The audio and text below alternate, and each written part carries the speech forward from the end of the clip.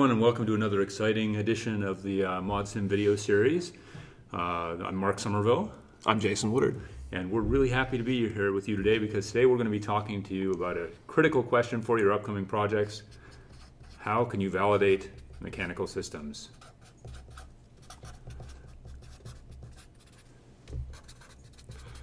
So Mark, we have a framework to share with people here. It's got two axes on it. Oh, I love frameworks that have two axes. I just had a meeting and I spent the entire meeting drawing these. So, great. What are the axes? Well, let's see. On one side, we could put qualitative and quantitative. Right. So one sort of approach to validation is a qualitative approach. Right, and we sort of talked about that back with like the pharmacokinetics, like sort of qualitatively this does kind of what we expect it to, versus quantitative. Right. So it sort of looks right, has the right numbers. Is that what you mean by that? Yeah. Okay, cool. So on the vertical axis, so one thing we can talk about is just first principles. Can we use some physical laws, just our understanding of the situation to make some predictions about something, how something should behave? On the other side of that axis, let's call it experimental. What do we actually observe when we do something in the world and watch what happens? Right. Yeah, so certainly you can imagine different kinds of sort of first principles validation, like for example, back in the sort of thermal stuff, we talked about the sort of idea that things ought to reach a particular temperature, and sure enough they did. So that would be much more sort of about what should happen, and then experimental is more sort of in a real solar house we see the following things, in an actual solar house this happens, in our model that happens. Yep. So we can make sense of that. Great, so why make this into a sort of 2x2 here? Well, when you have 2x2, you get 4 boxes, so we could think about what might go in each of those boxes. Okay. Well, why don't we start, how about we start down here? Okay. Right? Quantitative first principle laws of physics, like F equals ma. Yeah, so here we'd start by saying, well, what are the principles, what are the laws, right? So we've got things like F equals ma, which is a statement of momentum conservation. So momentum is conserved. And you also could talk about energy conservation.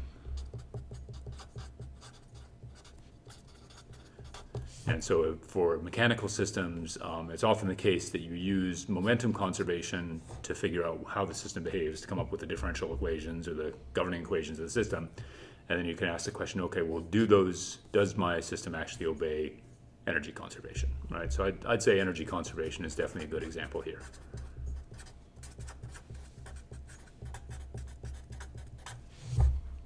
Okay.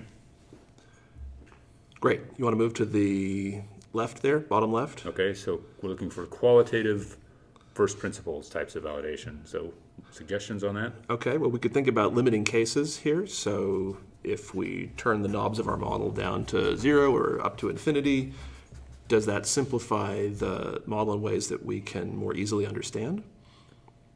So in the pharmacokinetics case, we talked about what happens if certain constants go to 0 or... Right. So the sort of idea of sort of turning things on or turning things off. So setting things to 0. Turning stuff to 0. 0. I guess that's what that 0. kind of makes sense. Or so turning on effects, turning off effects, seeing if setting it up in such a way that you kind of know what it should do, and then ask the question, well, does it do what I know it should do? Yep. Okay. Cool. What's in the top left? Well, qualitative experimental. So that would be about what we actually see, and it would be about whether it sort of behaves in the way that it should. So I think one pretty good example of that you can actually do with mechanical systems much better than you can do with most systems is actually to animate the system. Okay. So when you build a sort of set of differential equations to describe how some mechanical system evolves in time, often having that animation allows you to look at it and say, wow, that really makes sense, or wow, that makes no sense whatsoever. And it's much more that you're using your sort of qualitative intuition about the way the world works to interpret this sort of quote-unquote experiment of running the simulation. Like the Hopper thing you did in Like the the auditorium? Hopper thing, yeah. That was that Hopper so thing cool. that was awesome, yeah. Wow, I just loved that hop, like how it goes up and it's oscillating up and down. Yeah, that's great. All right. Let's move on. In the top right, we haven't really seen examples of this in the course so far. Yeah, I mean, there may be I saw a few examples in the thermal stuff of people actually like measuring temperatures of things and how temperatures were varying in time. There might have been some pharmacokinetic Small experiments, but they examples. weren't There might have been officially pharmacokinetic reported experiments. to We us. didn't hear about those, and we don't want to know. But certainly for mechanical stuff, this is another area where you've got a lot of opportunities. In particular, video capture can be a really awesome thing to do here. Yeah, there are obviously other ways to measure things, but if you actually take a video of some mechanical system and then digitize that and turn it into data about position and acceleration and velocity, that can be a really nice way to check that your model actually makes sense. So the challenge there will be, how do you take a video and actually get points out of it you can use? Yeah, so we'll look at an example of maybe that in another video. Okay. So these are sort of the 4 areas I think are maybe worth people thinking about in this project, and just like in the thermal project or the pharmacokinetics project, obviously you can't do all of them, but you probably need to decide which ones are sensible to do for the work that you want to do with your model. So should we end there on that one? Great. Okay, cool.